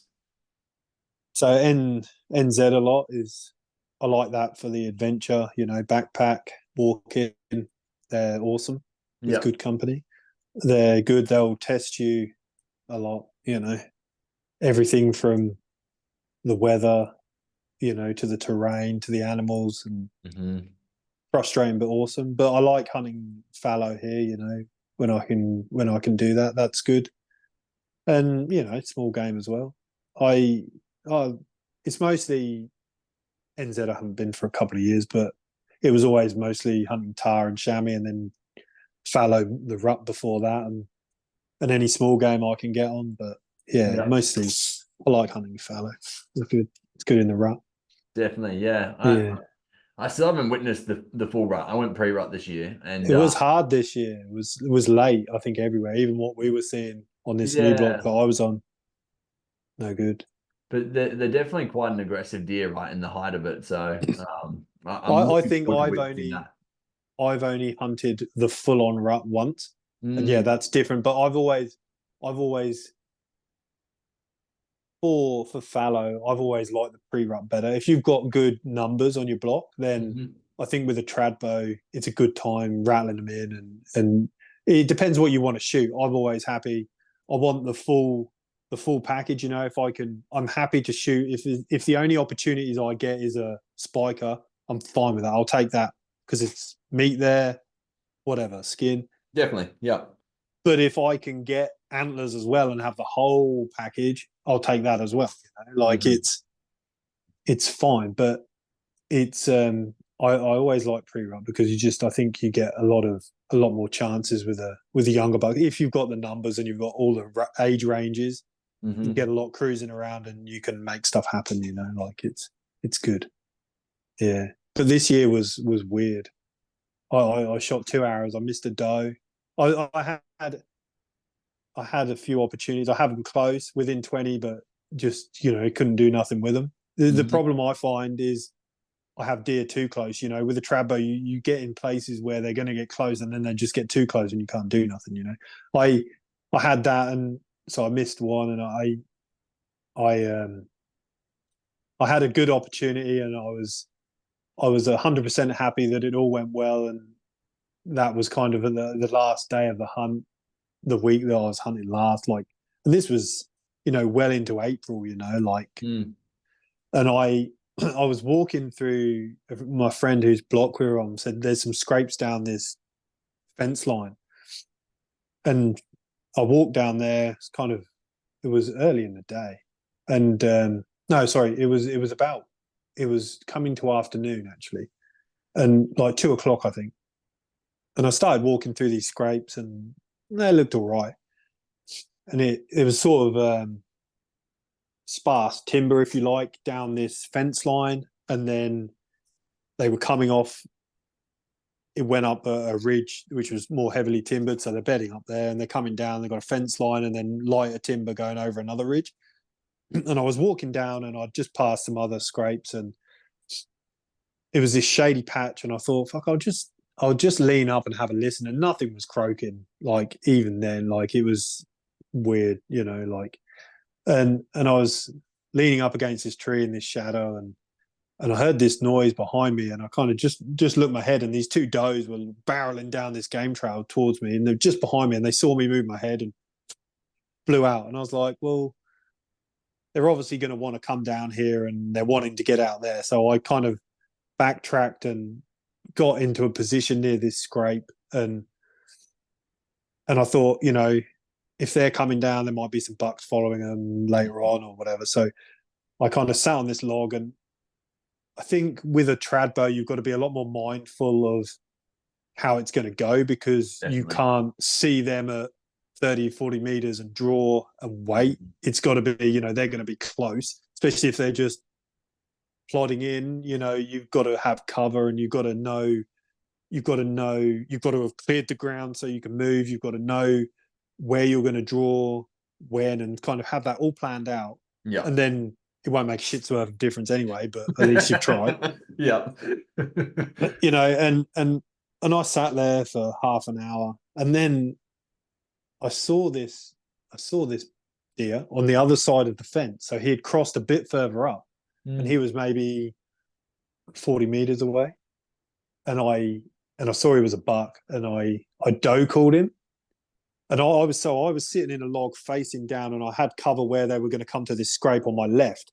The fence was about 4 meters from me, and then he was on the other side going up this hill. Yeah. And there was a few big gum trees, and I doe called him, and I was still facing this way because he could see where I was, and I doe called him to stop him going the way he was going. So he was already looking over towards me while I was still facing the way I was facing, like sitting on a log, sort of like you would a chair, and have my bow there undrawn, like with an arrow. Yeah. And he started coming across the hillside, like sidling. And I was just, my eyes were the only thing that was moving over there looking at him. And when there was a fallen down tree to my left. So I had all the sparse top bits of the tree, the little leafy bits, like nothing really. You could see through it. You could see anything, but it was something about waist height next to me. Right. So when his head went behind the gum tree, I sort of fell off the log onto my knees, but full on facing into the tree. So my arrow and everything was sticking into this bush, right? And he kept coming. And it was the coolest thing. He walked down and he walked up to the fence. So I'm on my knees with my arrow sticking into this top of this shitty tree. He's 4 meters away, the other side of the fence, looking at me, right? Which was awesome. That was enough, Yeah. And then I couldn't do anything. I couldn't shoot him there, nothing, so he jumped the fence, and this was quite a high, it was, quite a high, good fence, and he just jumped it. And as soon as he landed, I think I was drawing as he landed. For some reason, my brain told me that this is it now, do it now. Yeah. And I drew, and he bolted to his right as I drew. So I kind of moved to shoot, and I doe called him again, and he stopped. And again, I didn't take that second, but I released. Sort of everything goes out the window. I shot, and there was a massive crack. And I could see his chest. He was like a chocolate buck. Yeah. And he was 10 meters away from me then. I could see his chest like chocolate. And the arrow, I remember seeing my fletchers right in the center of his chest. And I was like, for a split second, I was like, fuck yeah. And then he ran. And my arrow had gone in a stump that was about that wide, the same color as his chest, right over his chest. Oh, no. And that was it. And he ran a bit, and I tried to pull him up again for doe call, and I was just like, sat back on the log and thought, yeah, that was awesome. That's it, that was my fallow run. It was good. I was happy that I did everything right to get him to that point, which was enough for me. Would have been nice to have some meat. That would have been cool. But once you release that arrow, it's out of your hands. You can't do anything. That's the part of the journey you're not in control of. Yeah. And that was it, So yeah, I sat there for a little while and thought, what a twat, and just that was it, But it was cool. And this is the thing. This is a term my friend phrased. He coined the term that trad bow hunting, you become desensitized to disappointment. It's probably all archery, but with a trad bow, everything's got to be perfect. It's not just everything has to be perfect. Everything has to be perfect, and then also the stars all have to align for your arrow to hit that point. Definitely. So it's kind of you take the wins where you can, But it was cool, And then then I walked a few ridges, and I come back, and I had a real bad headache, and I was walking up this hill, and I could hear what I thought was a load of deer run off. I could hear the leaves, and I was like, oh fuck, absolute shit. So I kept walking. I was like, oh, I'll give him a few doe calls or anything, see what happened. Nothing. I didn't see anything, and I kept walking, and then I could hear it again. And I was like, fuck, and I looked over, and there was 2 deer behind this tree, like locked up. No way. And the first thing that, I've done it before. Like when I was listening to Randy and Toby, I was like, it was good because I've been in that situation where I've run at deer before and I've had a shot at them, missed them, but had a shot at them. And it's awesome. You can do that. And I was like, boom, straight away, I was like, fucking pegged it over there. And I was like 10 meters the other side of this tree, and they were pushing each other, and it was a white buck and a menial, but they were locked up, but they were just like button heads. They only had just enough to lock together, and they were shoving each other, and then the menial one pushed the white one out and he ran him off, and I called him, but he didn't come back. He didn't want a part of it. But yeah, it was them two things. That was good. But you don't always get the bring home the bacon, but it's cool. I think it's just so cool, the experiences that you do get to actually witness when you're out there. Who else gets 4 meters away from a wild animal? Exactly. Like, only hunters, only bow hunters, only trad bow hunters. Like it. Anyone else would have shot it further on. Like when it's a respectable distance. You get them close, but they're just too close all the time. Yeah, I mean, this is a concept that I'm starting to try and get my head around as well, as like, because I have been shooting the wheels for so long, changing to the trad bow, you do have to take a different approach. You need to be a lot closer. You do need to change up how you're going to approach each. That's it. You haven't got as much of a luxury of holding. So many deer that I've drawn on. You get them at close, and then you draw on them when their head goes behind something. They see your movement and they stop with a tree over their chest, and you can't do nothing. You just let down because you can't hold it. And this goes back to shooting a heavier bow. At least with a lighter poundage, you've got a little bit more.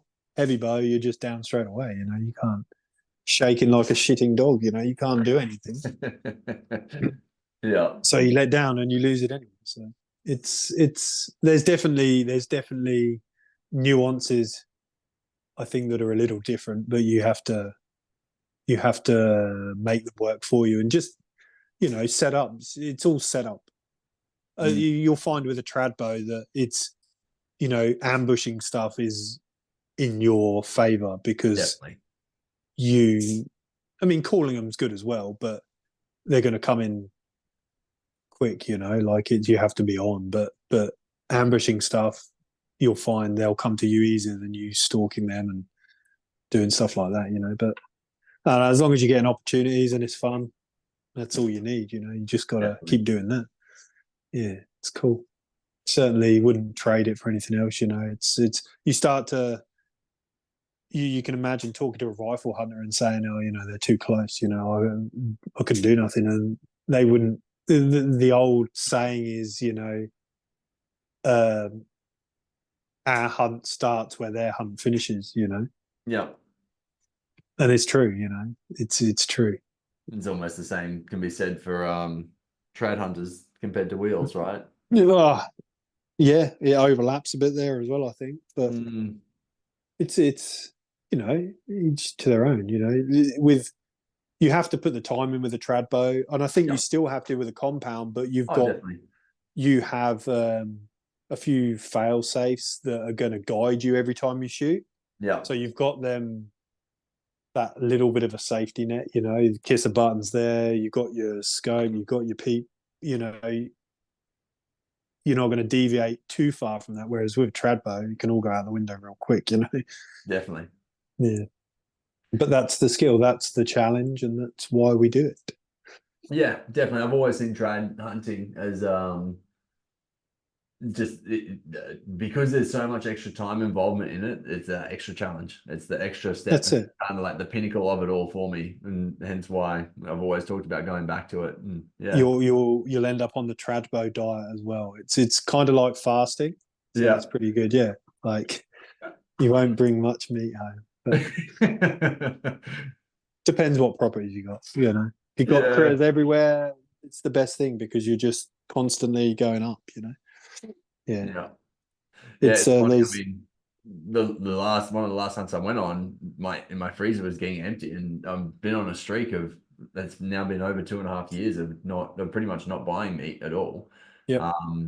And if I didn't go home with meat on this trip, like that was the streak all broken. And Yeah. sure enough, there was plenty of us. There was 5 of us, I think, all hunting, and the one person who shot a deer and got meat for everyone was Benny Fenton with his trad bow. Everyone else Yeah. had Yeah. wheels. That's it. No one got anything down. It was just like it was just such a cool moment as well to see that Oh, it happen. would have been. It would have Yeah, been. Benny's a good guy. Yeah, it would have it been. Would have been awesome. Yeah, he's contagious. I think a bit, isn't he? yeah, it really is. His enthusiasm Yeah. gets you going. It's good. Yeah, we go to this the Northeast meetup. Yes. I've been Experience. meaning to get It's to one. oh, you got to. You'd be able to Yeah, do I'd heaps of love to. podcasts, and Yeah. it's such a good time. With good guys and just flinging arrows. It's always they do things like this in the US. They have Compton Mhm. traditional rendezvous and that. We've got nothing. I mean, trophy takers and that, but it's kind of cool to get down there and camp with the family, and the kids mess around the river, and everyone's just talking bows, shooting bows, talking hunting. It's really cool. So I love Definitely. it. Definitely a good. You got to get down there, bring your bow, and Yeah. have a It's go around. Yeah, it's definitely on the list. I do want to come down. The weekend it was this year was my wife's birthday. And so Yeah. I don't know, I didn't think it was really worth the divorce. So. No, no, no. It's definitely not. It's um, but yeah, no, I mean, even just some of the experiences I've gone to, where there's been a group of bow hunters together, it's always so good. You just have some amazing chats. You feel like you bond pretty quickly with everyone. It's good camaraderie. Yep. Yeah, it's Yep. nice. And they're willing to help you in any way they can. I find. Yeah, yeah, Yeah. definitely. That's it. Go the extra yard. Yeah, it's cool. Yeah. So yeah. So the meat side of things then, you love it. You love the meat. Oh, 100%, man. It's and I just love trying to find new ways to cook it and make it better. And I'm so basic, like I'm a basic bitch in the kitchen, but I still make it taste great. All these foods that people have turned their nose up at, essentially. Some Mm. people call it a delicacy. I would say it's a delicacy. Um, Well, but the yeah, way it's priced, it would be. yeah, So yeah, that's it. exactly. Yeah, and so it's just about figuring out how to make it work well. And so I've got my certain cuts that are just absolutely I know which way I'm going to cook it every single time. And it's funny even just hearing how other people what people will utilize and what they won't utilize, or what they'll turn into just mince, or what they'll turn into jerky versus what they Yep. won't. And yeah, it's interesting comparing notes. It's hard. I've always found it strange here.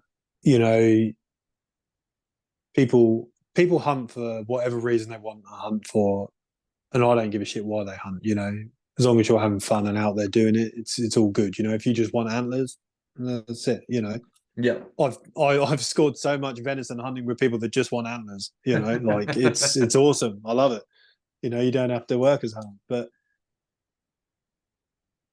it's always to leave stuff in the bush, or just take the back straps and whatever. I don't know. I kind of find it a lot of the time it's an excuse to keep hunting instead of saying that's enough. Like Mm, I don't hunt as much as I used to, but if my freezer's full, I probably won't go, because I yeah. don't need to. Yeah. But if I think I'd much rather see just a backbone left in the bush than Mm. a whole deer rotting there, But again, each to their own. Everyone hunts for different reasons, and that's perfectly acceptable. But how I was brought up, not to waste food, and what the game we were hunting, I can't. My brain processes it a little differently. I want to take as much as I can, and if that's the only thing I get to kill on that hunt, then that's it. Like Definitely. that's it. Yeah. I definitely remember going through a little moment where I didn't have it was complete nightfall. I butchered up as much as I could. So I took everything but the neck pretty much, and the ribs and stuff like that. And I was down on myself for not taking all the meat. I was like, oh, Mm. it's all usable stuff. And it was actually Lonnie Brockman. He's like, man, like you're beating yourself up over the wrong things. Like that's a Compare circle of yourself to everyone else. Yeah, yeah, he's like, No, this it's is a it. circle of life, right? You get to feed back to everything else, and none of that's going to waste at the end of the day. That's right. Yes, yes. And it was a good reminder for me at that point in time, because I was bashing myself up because it was like the second or third deer I'd ever taken. And I was like, oh my gosh, this is incredible. Um, But yeah, no, I do understand exactly what you're saying, right? Like just There has to be flexibility as well, terrain, situations, how you can look after it. It all comes into the factor. But, you know, for me, I love the meat. It's all my family eats, whether I kill it or I get a friend to knock one over for me and go yeah, and sort it, like go and cut it up. I don't care. My kids have, that's like our beef. We buy yeah, a little bit of chicken and that's it, and a bit of yeah, bacon. But everything else is just venison. Since they were born, that's all they've yeah, eaten. yeah. It's the same They'll for eat they'll myself. eat venison curry, while other kids won't eat, and chicken nuggets, like, and they'll be eating venison curry or schnitzel, like Yeah. they love it. It's all good. What But are you you have go-to? good.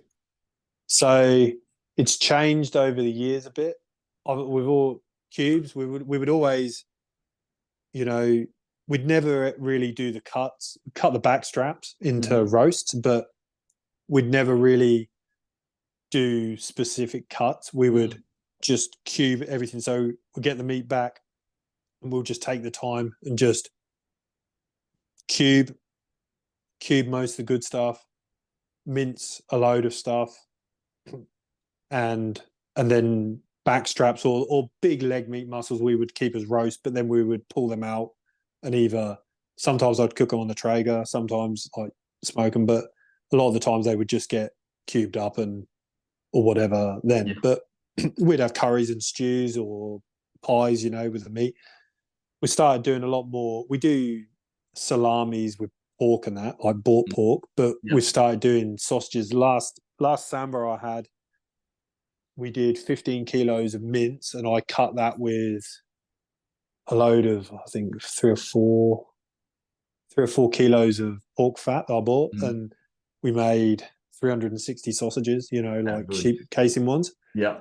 with the same sort of recipe that we did the salami with, which is like a capsicum sauce and salt, pepper, and some chili.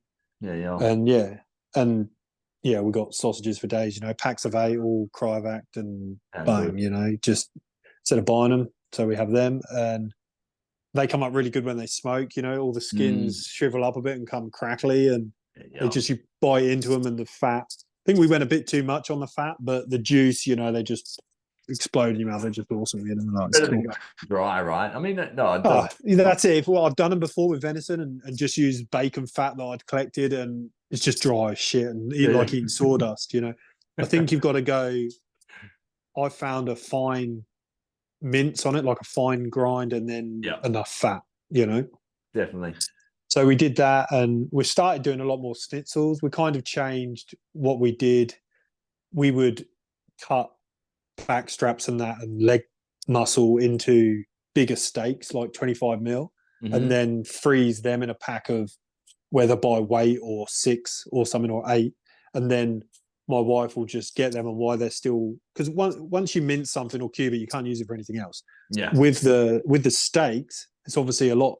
I mean, we still mince a lot of the front shoulders and neck and any shit around damaged meat and that. But once you've got them steaks, and a big sandbar backstrap, while they're still frozen, you can cut them into 3 or 4 schnitzels, hammer them out, and Yeah. then she'll schnitzel a kilo of meat, and we'll have it for dinner. Then the kids will take it to school, and then Yeah. we'll How have it good. again the next day. But from them steaks, you can cut thin slivers for stir fries. You can still cut cubes, and you can still mince it. Yeah. Yeah. This is the way. It's kind of like we do that now, so then we're not stuck to that, only that. You'll run Definitely. out of mince, and then you'll run out of cubes, and you've only got one thing, and you want to do some dish, you can't do it. Whereas with them, you can do everything. It's funny because I mean, I've got only a small chest freezer, I don't know how many liters, but essentially the mince gets put at the top. And then there's usually like the easy roast or easy steak type cut up stuff into the roast and then into your slow cook at the very bottom. And then I Yeah, always have my silver side at the bottom because I like doing the biltong each year. So I'll yeah, fill yeah. my That's silver something I've top got with to try. I biltong. remember you talking about that, and I've got to Yeah. I've got to try the biltong. We did the. I tried after listening to the Ross O'Meara one, did the corn venison and that, and Mhm. that turned out Good, cool. right? So definitely got definitely. to do that. Bought his book, and yeah, definitely got to Yeah, get I into a love his few book. more of them recipe. Yeah, it's good. And so yeah, what I was getting at essentially is that we get through all of our mints and I'm like, fuck. And so we end up having mints for weeks, then we end up having steaks for Yeah. weeks. Yeah. But the thing that I've had recently, and I need to now use Ross's recipe, is the chimichurri sauce that he makes because I Yep. found this It's little good. It's good. jar of it and I've been just mashing it on everything and it's so freaking good. So I want to actually, yeah, make my own one. I'm going to try it out this weekend. We do that with my wife's always made mango chutney for the curries. You Oh, know, yeah, out of so good. green mangoes, and with Yeah. that it cuts. It's just perfect with the. You know, we do that and get some tzatziki, and we'll get some mint from the garden, just mix that in, and so Mhm. you've got like that and the chutney with the curry, and yeah, the kids fucking love it. You know, it's real vinegary and nice, and they Definitely. smash it. That and schnitzel, but she does burgers as well. My wife will. She's got a good burger recipe with a mince and onion, and just it's pretty basic. Yeah. But then she'll put a bit instead of, because obviously venison's lean, we don't add any fat to that. She'll put a big wedge of, not a wedge, but a slice of cheese on top. When they Mm, cook, all that fat goes through them, goes and through. then you can Yeah. just, and they'll brown up in the oven, and you don't need to put cheese on your burger. You can just stick it straight on the. My battery's getting low, so I might drop out now. But straight on the burger, and they're awesome. The kids will take them to school, and they're like, oh, you know, it's better than Macca's. You know, it's awesome. Yeah, I actually, yeah, I used to just make the mince, like I just take literally the mince and put it on the barbecue and make that our burgers. And the only yep, issue was the day after when you go to eat it was pretty dry. So yeah. just by Chuck the adding like cheese on. yeah, exactly. Well, I just add in a little bit of bread, like breadcrumbs, and Yep, that works really yep, well actually, just for getting a bit of moisture in it. Yeah. yeah. No, it's awesome. I love it. I love. We bought another freezer last year because we went down to Dartmouth. We went to get a sandbar as well, but we didn't get one of them. A lot of pressure down there, but we ended up fishing a lot, and we caught like 21 trout. So we split them, me and my mate. So I had 10 trout cryovac in Yeah. there. I Wow. had full sandbar in one freezer. So we had to buy another one, and we bought a new frost-free one, and then the old one would always ice up. So we're like, we'll use the one that gets iced up. We'll finish that, move everything across as we empty the frost-free one. We'll move it across, and then we can defrost that freezer and get it back to Yeah. normal again in a cycle now. You know, so that's kind of That's working good. hilarious. So Yeah, I it's mean, if I ever run it's out of space, I've got a full ice bath that I can use still. I can ditch the water in that and chuck it in, chuck the it. the worst thing now is I've been planning my solar kind of and like a UPS backup, so I can. Oh, I'm so scared of power cuts and losing all the meat. Oh, It's just 100%. freaks me out. So I've kind of started putting things in place so I can have them run off an inverter all the time, you know, and just charge up when the batteries get low. It'll flick onto mains and charge up, and if you haven't got mains, it'll flick to a generator because I Yeah, just don't want to lose all don't that want that. work. Once you Exactly. put that work in to cut it all up, Oh oh, man, so I scared saw of losing it. Aiden Doomstis went through that just recently. He went away Yeah, for fuck a that. vet trip. I don't know what it was, but essentially he came back a week later and he had literally flies crawling into his freezer, like digging their way in with maggots and stuff everywhere, and just a whole freezer full of meat just gone. Like, oh, so That sad. sucks. So sickening. I will literally. That sucks. It's so bad. I literally the last few power cuts we've had it in the middle of the night. I've I have to leave for work at 5, so I'll Mhm. get up in the night, plug the fridge into I've got like a battery box in my truck with an inverter on it. Plug Yeah. that in, position the solar panel to point to the east in the morning. So my wife, and to tell her, all you have to do is move it to track the sun. Yeah. All set up so I can go to work and not have to worry about it, you know. No, yeah. And then the power will come on, and I've been out there 2 in the morning getting solar panels off the car and setting it all up. You know, I'm like, fuck, I've got to make something a bit more fixed system. You know, like Definitely. I could just imagine my wife ringing me and saying, "Oh, I've got a power cut," and then I'm having to talk her pulling the battery out of the car and Yeah. taking the solar. It's just not going to happen, you know. Like, No. so Yeah, like hilarious. that, it's a worry I don't need, you know. No, But exactly. yeah, so Well, man, no, thank you very much. This has been awesome, very insightful, and I think we could probably keep talking for a long time. But I am also mindful that your battery is now running out. yes, no, definitely. I'll be happy if you need me again to come on. More than happy to come and talk meat and trad and whatever you want. All the fun stuff, right? So, I mean, Yeah. on Instagram, if anyone wants to follow along for Mark's, or I guess the Marksman Quivers, but also just in your journeys a little bit. You don't post too much about yourself on there anyway, I but don't. I don't post anything. I've got a few old photos on Facebook, but nothing. It's all my wife does the business page, and yeah, that's kind of it, really. There's a few posts on old forums about what we used to do, but that was before social media. It's good. It's all right. I'm not important. Marksman Quivers is the is your socials for the business stuff, but Yeah. no, you've got some good So stories, some interesting stuff to share. So it was great to have you on, and I appreciate your time, man. Thank you. Yeah. So that and the website, and if anyone wants to jump on, and if anyone, if you've got questions about quivers or anything, even trad stuff, I'll help as much as I can. Yeah. Anyone getting into it, so don't feel bad. Just flip me a message. I'm happy to have a chat with people about whatever. Help you out. That's awesome, Cool. man. Awesome, bro. It's been good to talk, man. Appreciate it. Yeah, Thanks a lot. No sweat. Excellent.